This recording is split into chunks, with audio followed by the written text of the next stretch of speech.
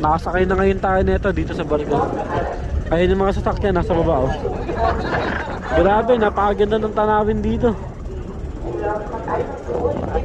Ang daming waterfalls na nadadaanan kanina pa.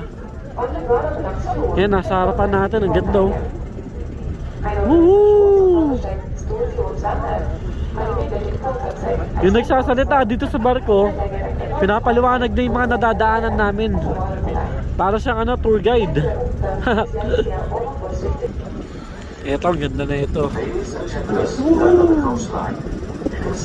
Ganda, grabe.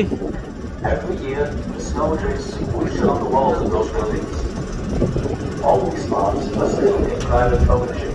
However, the responsibility of taking care of them now belongs to an organization called the Storfjord Center, Friends of the Fjords. On this farm, has many other farms. This organization